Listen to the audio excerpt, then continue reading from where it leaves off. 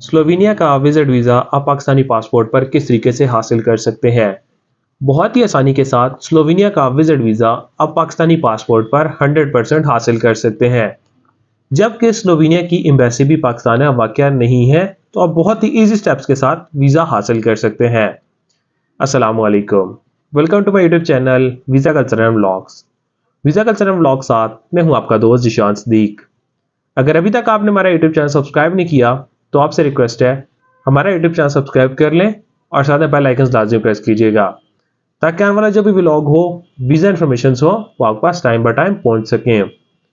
आज के इस व्लॉग में हम बात करेंगे स्लोवेनिया विजिट वीज़ा के बारे में कि स्लोवेनिया का विजिट वीज़ा आप किस तरीके से अप्लाई कर सकते हैं, उसके रिक्वायर्ड डॉक्यूमेंट्स क्या है, उसकी फीस कितनी है, और स्लोवेनिया की एम्बेसी पाकिस्तान में वाक़या नहीं है तो आप किस तरीके से स्लोवेनिया का वीज़ा हासिल कर सकते हैं।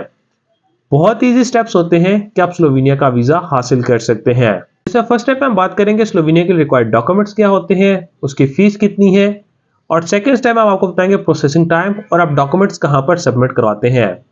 और थर्ड स्टेप में आपको बताएंगे अगर आप स्लोवेनिया का 100% वीज़ा हासिल करना चाह रहे हैं तो कौन से मिस्टेक्स नहीं करेंगे या कौन सा प्रोसेस करेंगे तो आपको स्लोवेनिया का 100% वीज़ा मिल जाता है। स्लोवेनिया का वीज़ा हासिल करने के लिए डॉक्यूमेंट सारे वही शेंजन कंट्रीज के लिए चाहिए होते हैं।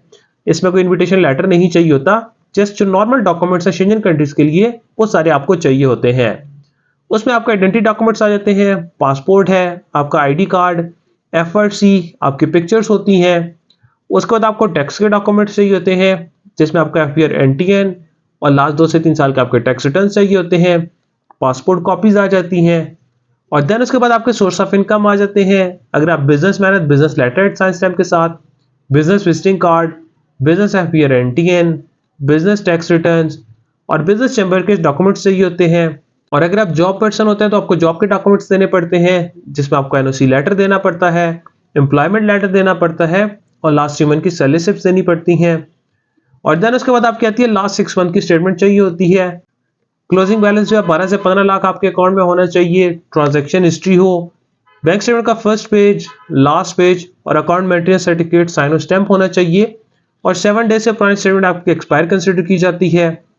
और इसके बाद अगर आपको इसको सपोर्टिंग डॉक्यूमेंट्स आते हैं तो सपोर्टिंग डॉक्यूमेंट्स आप लगा सकते हैं, क्रेडिट कार्ड की स्टेटमेंट आप यूज कर सकते हैं, प्रॉपर्टी के डॉक्यूमेंट्स आप फाइल में लगा सकते हैं, कोई रेंटल एग्रीमेंट अगर आपके पास है, रेंटल इनकम अकाउंट में आ रही है तो वो भी डॉक्यूमेंट्स आप साथ में यूज कर सकते हैं। और इसके बाद ट्रैवल के जो सारे डॉक्यूमेंट्स होते हैं, जिसमें visa form, ticket, hotel, insurance, visa cover letter, travel plan, तो ये सारे आपको डॉक्यूमेंट्स लेने पड़ते हैं। प्रॉपर डॉक्यूमेंट्स रेडी करते हैं, जिस दिन आपकी अपॉइंटमेंट होती है ये सारी प्रोफाइल आप सबमिट करवाते हैं। ये सारे वही डॉक्यूमेंट्स हैं जो शेंजन कंट्रीज के लिए चाहिए होते हैं, कोई एडिशनल डॉक्यूमेंट्स नहीं चाहिए होते। पुलिस का सर्टिफिकेट या आपका इन्विटेशन लेटर, कोई ऐसी चीजें नहीं चाहिए होती। अगर आप बिजनेस वीजा अप्लाई करते हैं तब आपको बिजनेस विजिट इनविटेशन चाहिए होता है, तो उसकी बेस पर आप बिजनेस विजिट वीजा अप्लाई कर सकते हैं। उसके लिए आपको बिजनेस इनविटेशन मस्ट होता है। अगर आप विजिट वीजा अप्लाई कर रहे हैं तो आपको इनविटेशन नहीं चाहिए होता। तो ये सारे डॉक्यूमेंट्स चाहिए होते हैं। और जहां तक बात इसकी विजिट वीजा फी कितनी है, स्लोवेनिया की जो विजिट वीजा फी है 80 यूरो विजिट वीजा फी है, जो अराउंड अबाउट 25 से 26 हजार फीस बनती है, जो आपको पेड करनी पड़ती है। और इसके बाद जो इसका प्रोसेसिंग टाइम आ जाता है, जब आप डॉक्यूमेंट सबमिट करवाते हैं तो 3 to 4 वीक्स के अंदर इसका डिसीजन हो जाता है। 15 से 20 दिन के अंदर इसका डिसीजन होता है और आपको पासपोर्ट वापस मिल जाता है। और अब हम बात करते हैं स्लोवेनिया की एम्बेसी पाकिस्तान में नहीं है तो कौन सी जगह पर आप डॉक्यूमेंट सबमिट करवाते हैं। स्लोवेनिया की एम्बेसी पाकिस्तान में नहीं है तो जर्मन एम्बेसी इसको डील करती है। जर्मन एम्बेसी का अपॉइंटमेंट लेकर वहां पर जाकर आप डॉक्यूमेंट सबमिट करवाते हैं। अगर आप सिंध वाली साइड से तो आप कराची कॉन्सुलेट में अपने डॉक्यूमेंट सबमिट करवाते हैं। आपको जर्मन एम्बेसी की अपॉइंटमेंट लेकर आप वहां पर जाकर डॉक्यूमेंट सबमिट करवाते हैं। डॉक्यूमेंट सबमिट होता है, समटाइम आपसे इंटरव्यू भी होता है, कुछ क्वेश्चन किए जाते हैं जो आपके सोर्स ऑफ इनकम से रेलेवेंट होते हैं, आपकी जो बिजनेस के डॉक्यूमेंट्स हैं उससे रेलेवेंट होते हैं, आपके जो ट्रैवल के डॉक्यूमेंट्स हैं उससे रेलेवेंट ही आपसे इंटरव्यू किया जाता है और आपका डॉक्यूमेंट सबमिट हो जाते हैं। डॉक्यूमेंट्स की सारी जो चेकलिस्ट है वो ऑलरेडी हम स्टार्ट में आपके साथ शेयर कर चुके हैं। प्रोसेसिंग टाइम आपने एम्बेसी को कितना देना होता है, जो एम्बेसी प्रोसेस करती है वीजा का डिसीजन करने के लिए आपको प्रॉपर टाइम देना पड़ता है। और इसके बाद आप अपॉइंटमेंट लेकर डॉक्यूमेंट सबमिट करवाते हैं। इसकी 80 यूरो फीस है जो आपको पेड करनी पड़ती है। तो ये सारे स्टेप्स होते हैं स्लोवेनिया का विजिट वीजा हासिल करने के लिए। और अब हम बात करते हैं स्लोवेनिया का वीजा अप्लाई करते टाइम कौन से मिस्टेक्स आप नहीं करते तो आपको स्लोवेनिया का 100% वीजा मिल जाता है। जबकि इस एम्बेसी भी पाकिस्तान में वाक़या नहीं है। इस एम्बेसी का प्रोसेसिंग टाइम थोड़ा सा ज़्यादा दें। मीन अगर आपका जो ट्रैवल प्लान है, आप जिस दिन अपॉइंटमेंट है उससे 7 to 8 वीक्स बाद का अपना ट्रैवल प्लान उसमें ऐड करें। बैंक स्टेटमेंट आपकी थोड़ी सी स्ट्रांग होनी चाहिए। बैंक स्टेटमेंट में आपके कम से कम बैलेंस 12 से 15 लाख हो, ट्रांजैक्शन हिस्ट्री हो, आपके टैक्स के डॉक्यूमेंट्स आपके पास होने चाहिए। अगर आपका फ्रेश पासपोर्ट है तो आप 5 to 7 डेज का वीज़ा अप्लाई करें, और अगर आपके पास ट्रैवल हिस्ट्री है तो आप 10 to 12 डेज का वीज़ा भी अप्लाई कर सकते हैं। स्लोवेनिया का वीज़ा ये 4 से 5 अगर आप स्टेप करते हैं तो आपको 100% वीज़ा मिल जाता है। क्योंकि सबसे जो बेसिक मिस्टेक्स होती हैं, आपको ड्यूरेशन ऑफ स्टे की मिस्टेक्स होती हैं, आपकी स्टेटमेंट की मिस्टेक्स होती हैं, जिसकी वजह से आपका वीज़ा रिफ्यूज हो जाता है। तो ये 4 से 5 मिस्टेक नहीं करते तो आपका वीज़ा 100% लग जाता है। और अगर आप स्लोवेनिया किसी और तरीके से मूव होना चाह रहे हैं तो उसमें आप जॉब सीकर वीज़ा भी अप्लाई कर सकते हैं। जैसा जॉब सीकर वीज़ा आपको 6 मंथ के लिए जॉब सीकर वीज़ा मिलता है, उसके बाद आप वहां पर जाकर उसको एक्सटेंड भी करवा सकते हैं 2 साल के लिए, 5 साल के लिए, और उसके बाद 10 साल बाद आपको वहां की नेशनैलिटी मिल जाती है। और अगर आप वर्क वीज़ा अप्लाई करना चाह रहे हैं तो आप वर्क वीज़ा भी अप्लाई कर सकते हैं।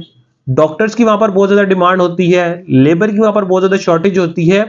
क्योंकि छोटा सा कंट्री है, बहुत प्यारा कंट्री है, तो वहां पर लेबर की शॉर्टेज होती है। क्योंकि जितने भी लोग पाकिस्तान या डिफरेंट कंट्री से मूव होते हैं वर्क के लिए शेंजन कंट्रीज में, तो बड़े कंट्रीज को टारगेट करते हैं, जैसे पोलैंड, इटली, चेक रिपब्लिक, इन कंट्रीज को टारगेट करते हैं। स्लोवेनिया का फिलहाल छोटा कंट्री है, वहां पर लेबर की शॉर्टेज होती है। अगर आप प्लम्बर हैं या आप इलेक्ट्रिशियंस हैं तो वहां से आपको वर्क वीजा इजीली मिल जाते हैं। जॉब सीकर वीजा भी आप जा सकते हैं, वर्क वीजा भी आप जा सकते हैं, और देन टूरिस्ट वीजा भी आप अप्लाई कर सकते हैं। तो स्लोवेनिया जाने के लिए बहुत इजी स्टेप्स होते हैं वीजा अप्लाई करने के लिए, और वीजा हासिल करने के लिए बहुत ही आसानी के साथ आप वीजा हासिल कर सकते हैं। तो इस प्रोसेस को फॉलो करके आप स्लोवेनिया का विजिट वीजा आप पाकिस्तानी पासपोर्ट पर हासिल कर सकते हैं। अगर आप स्लोवेनिया या किसी भी कंट्री का वीजा अप्लाई करना चाह रहे हैं या आपको इन्फॉर्मेशन चाहिए तो स्क्रीन पर दिए कॉन्टैक्ट नंबर पर आप हमसे रब्ता कर सकते हैं।